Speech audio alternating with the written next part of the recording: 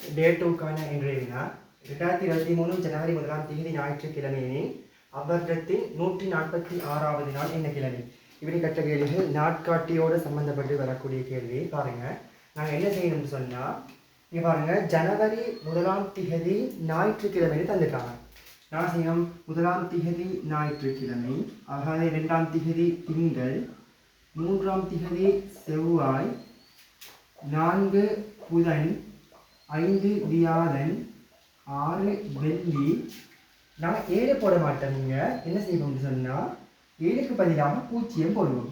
ஆகவே 0 சனிக்கிழமையாக இருக்கும். இப்போ நான் என்ன செய்ய போகிறேன்னு சொன்னால் 146வது நாள் என்ன கிழமைன்னு கேட்டால் 146 நான் 7ஆல் பிரிக்கிறேன். காரணம் என்னென்றால் கிழமையில் 7 நாட்கள் இருக்குது. ஆகவே 1ல் 7 இல்லை. ஆகவே 14ல் 7 2 தடவை, 7 14. ஆகவே இது 0 வரும். கீழே 6 எடுக்கிறேன். 6ல் 7 இல்லை. ஆகவே 0 0 தர 7 0. ஆகவே இது 6 மீதி வருகிறது. இங்கே பாருங்க, 6 மீதி வந்தது சொன்னால் இங்கே 6 குறிப்பது என்ன? வெள்ளிக்கிழமை.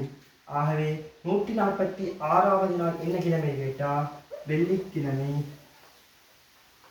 ஆன்சராக வரும். இன்னொரு கேள்வி பார்ப்போம்.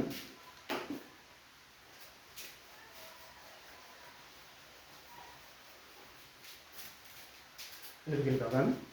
2018 ஜனவரி 1ஆம் தேதி திங்கட்கிழமையாம். திங்களாம். அப்படின்னு சொன்னா 175வது நாள் என்ன கிழமை? அந்த வருஷத்தில் 175வது நாள் என்ன கிழமைன்னு கேட்குறாங்க. இப்போ இது ஜனவரி 1ஆம் தேதி திங்கள் தெரியும்.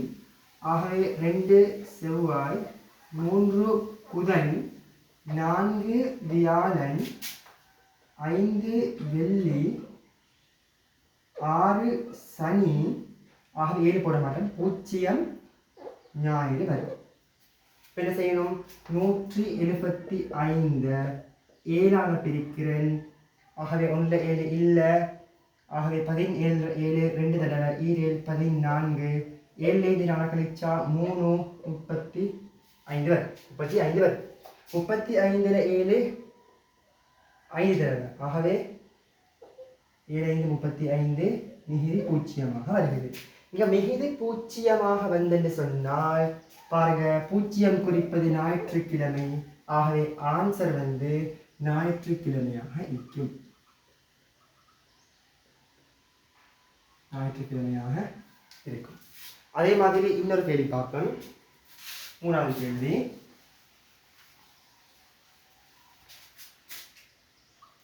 பாருங்க, ஒரு வருஷத்துல ஏதோ ஒரு வருடத்துல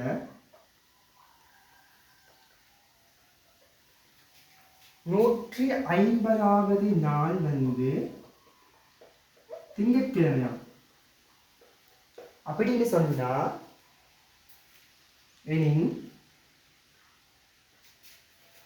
50ஆம் நாள் என்ன கிழமைன்னு கேட்டுக்கிறாங்க. இது கொஞ்சம் வித்தியாசமான கேள்வி. முன்னுக்கு பார்த்ததை விட கொஞ்சம் வித்தியாசமான கேள்வி. நீங்க ஜனவரி 1ஆம் தேதி தந்தில்லை.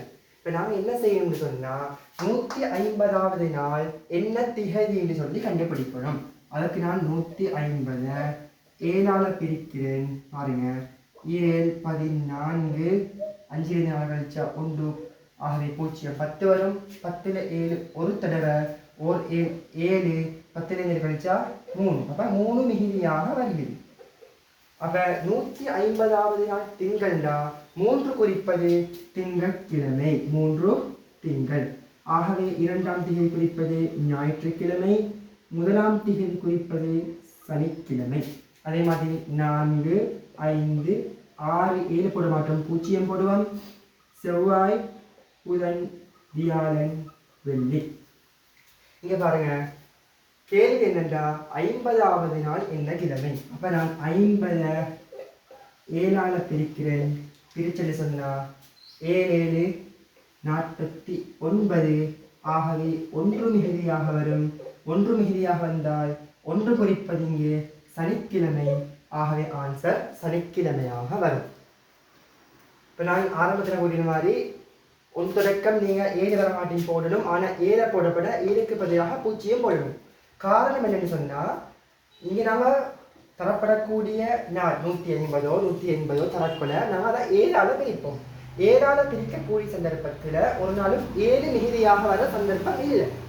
ஆகவே நாங்கள் 7க்கு பதிலாக 0 போடுவோம். 7க்கு வரக்கூடிய மிகுதியை அடிப்படையாக வச்சுட்டு நாங்கள் நாட்களை தீர்மானிப்போம். அது என்ன கிழமைன்னு சொல்லுவோம். விநாயகர் நம்புறேன். இதே மாதிரி நீங்கள் சில பயிற்சிகளை செஞ்சு பார்க்கணும்.